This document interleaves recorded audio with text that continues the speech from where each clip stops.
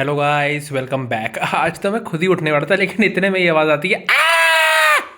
ऐसा लगा पता नहीं किसी के बंदर ने नोच दिया हो। मन तो कर रहा था उस बंदर के भी एक चौंटा लगाऊं और जिसने शोर मचाया है उसके भी लगा दूं मैं एक, लेकिन वो तो मैं थोड़ा डिसेंट इंसान हूं, मैंने ऐसा कुछ भी नहीं किया। एक तो वो इतनी जोर की चीख अब तक मेरे कानों में गूंज रही थी और उसके बाद उठते ही मैंने देख लिया अपनी बहन को। मैंने कहा अरे क्या हो गया, कीचड़ के गड्ढे में गिर गई क्या?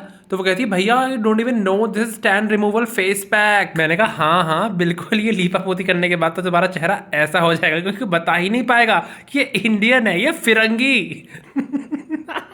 भैया ऊपर पहुंचा तो मम्मी ने भी फेस पैक लगा रखा था। मैंने कहा कैसे भैया सबके सब मिस इंडिया पे भर्ती होने जा रहे हो क्या एक साथ ही? मम्मी ने कहा हाँ तुम भी हो जाते भर्ती, लेकिन तुम्हारे तो नखून ही इतने गंदे और सड़े हुए हैं, काट लो चुपचाप से ने। हम तो कहीं भी जाए भर्ती होने, लेकिन तुम्हें देख के तो ऐसा लग रहा है कि तुम तो किसी फटीचर के रोल के लिए भर्ती होने जा रहे हो। तो भाई सैलून में जाके मैनीक्योर कराने के पैसे तो है नहीं मुझ पे, तो घर में ही नेल कटर से अपने नाखून काटने पड़े। नाखून काटने के बाद मैं बाहर गया तो मैंने देखा कि हमारा जो पेड़ है उसके साथ भी काफी नाइंसाफी हुई थी भाई। अभी तो उसके बाल बेचारे के लंबे हुए थे, लेकिन आउट ऑफ जेलसी हमारे माली ने उसका कटोरा कट कर दिया था। उसके बाद मैं अंदर आया तो मैंने ली फ्रिज की तलाशी और उसके अंदर तो दूध भरा पड़ा था। अब तो दूध पीना पड़ेगा ना। इसी के साथ सभी का स्वागत है सपर्स की रसोई में, जहाँ पे हम खाने का तो पता नहीं लेकिन रसोई की ऐसी तैसी जरूर करते हैं। फिर गोरेका कहती है भैया आज आपका हाथ मैं बटाती हूँ, लेकिन मुझे एक बात बताओ, ये अंडे को सर पे मार के फोड़ना होता है कोनी पे मार के? मैंने कहा ओ गोपी गवार निकल जाओ यहाँ से चुपचाप से। उसके बाद दी गोट सपर्स चौधरी को ही मैदान में उतरना पड़ता है, और जिन गंवार लोगों को समझ ना आया हो, गोट सिर्फ बकरी नहीं होती, ग्रेटेस्ट ऑफ ऑल टाइम भी होता है। तो मैंने सोचा है कि मैं आज सभी अनाड़ी लोगों को सिखाता हूँ कि ऑमलेट कैसे बनता है,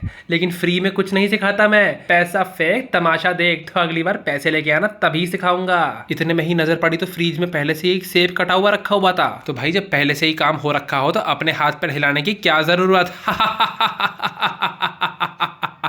उसके बाद मैं अपना खाना लेके बैठ गया था, लेकिन मेरे रास्ते में कांटे कम थोड़ी हैं। मेरी बहन ने मेरी प्लेटें वगैरह सब हिलानी चालू कर दी। मैंने कहा सुनो लड़की, अगर इसमें से एक तिनका भी नीचे गिर गया ना तो मुझे खुद भी नहीं पता मैं क्या करूंगा, क्योंकि मैं कुछ भी नहीं करूंगा। अगर मैंने तुम्हें कुछ कर भी दिया तो कहीं ऐसा ना हो कि घर वाले मुझे ही घर से बाहर निकाल दें। उसके बाद मम्मी ने मेरे से कहा था कि ऊपर से जाकर जरा करेले ले आओ और साथ में चने का पैकेट भी ले आना। उसके बाद मम्मी के अंदर का छुपा हुआ प्रोफेसर जग गया था और उन्होंने अपनी व्हाट्सएप यूनिवर्सिटी की क्लासेस भी चालू कर दी। कहने लगी कि बेटा ये चने पीस के सत्तू खाना चाहिए, इसी से बनती है बॉडी, प्रोटीन वगैरह आथू ये सब खाने से तो बॉडी खराब होती है। तो मैंने भी कह दी मम्मी आपको इस ज्ञान की प्राप्ति कौन से विद्यालय से हो रही है? मम्मी ने कहा चुप रहो, ये हमें बचपन से पता है कि ऐसा ही होता है। उसके बाद भाई मेरे को सड़ी हुई धूप में ऊपर छत पे पुदीने के पत्ते तोड़ने के लिए भेज दिया गया था। छत पर से नीचे आया तो इतने में ही FBI वालों का फोन आ गया कि भैया एजेंट स्पर्श आपको निंजा हथौड़ी को किडनैप करके हमारे पास लाना है। मैंने कहा तुम सब एक काम करो, मेरे सर पर चढ़ के नाचना चालू कर दो, अभी अभी धूप में से पुदीने के पत्ते तोड़ के ला रहा हूँ और तुम्हें भी इतनी जल्दी हो रही है निंजा हथौड़ी की। मैंने कहा वो हथौड़ी पतौड़ी अगर वहां आ भी गए ना तुम्हारा डिंग डिंग डिंग डिंग डिंग डिंग डिंग डिंग करके जीना हराम कर देंगे। काटो फोन बहुत जल्दी। एक्चुअली FBI मुझे फोन करे इतनी मेरी औकात नहीं है अभी। मेरी तो मम्मी ने मेरे को नीचे से फोन किया था कि बेटा खाना खाने अपनी बहन को भेज दो और खुद भी कुछ खाना हो तो नीचे आ जाओ टाइम से ही। फिर जो भाई करेले की सब्जी खा के गौरिका ने मुंह बनाए हैं, बिल्कुल मजा ही आ गया था। उसके बाद भाई मम्मी ने बेड वगैरह खोल के सामान रखना चालू कर दिया। तो मैंने भी कहा बहू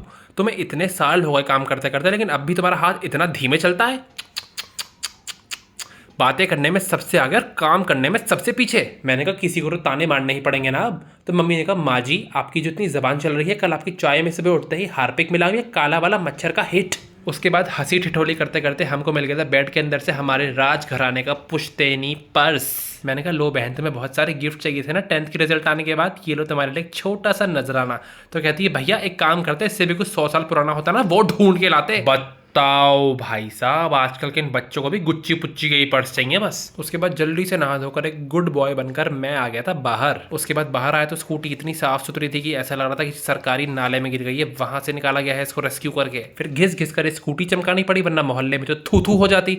और उसके बाद भाई मैं इस लड़की को ट्यूशन छोड़ने निकल पड़ा। इसको ट्यूशन छोड़कर मैं तो आ गया था जिम, और आज मैंने जिम में मारी थी कंधों की एक्सरसाइज। क्या करूं मेरे कंधों पे इतना बोझ जो है सभी को एंटरटेन करने का, क्योंकि मेरी लाइफ के हमेशा से ही सिर्फ 3 मकसद रहे हैं, एंटरटेनमेंट, एंटरटेनमेंट एंड एंटरटेनमेंट। उसके बाद थोड़ी देर मैंने करी भागम भाग और भागते भागते ही मैं पहुंच गया था चेंजिंग रूम के अंदर। ये सब नए नए पोस्ट करते करते मेरा तो नाड़ा ही खुल गया था। थोड़ी देर और हरकत करता ना तो पूरा का पूरा लोअर ही नीचे गिर जाता और उसके बाद मैं तो वायरल हो जाता। ये सब करके घर वापस आया तो ध्यान से देखिए चौकीदार को कहती है what's the issue, what do you need.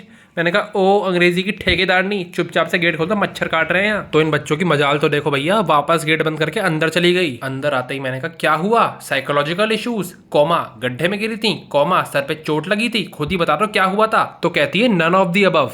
बताओ भाई साहब, बचपन में सुना तो था कि गर्मियों में बंदर पागल हो जाते हैं, आज तो साक्षात अपनी आंखों से देख लिया मैंने। चलो छोड़ो ये सब फालतू की बातें। फिर मेरे को याद आता कि भाई मेरे को तो आज की रील भी बनानी थी और उसके लिए मेरे को ढूंढनी थी अपनी पुरानी फोटो। तो मैंने मम्मी से कहा मम्मी बहुत जल्दी सारी पुरानी एल्बम निकाल के दे दो। मम्मी ने कहा अरे भैया तुम्हारे तो रोज के चोंचले हो गए, कभी एल्बम निकालो कभी एल्बम रखो, हम तो दुखी हो गए भैया, बंद करो ये सब। 1 घंटे की कमर तोड़ मेहनत करने के बाद आखिरकार रील बनी गई थी और उसके बाद मैं बैठ गया था खाना खाने। तो जी हाँ, रात के 11 बजे खाना खाकर मेरे को बहुत मजा आया। आप सोच रहा हूँ कि रोज ऐसे ही बेटाइम खाना खाया करूँ। चलो इसी के साथ tata bye bye, see you.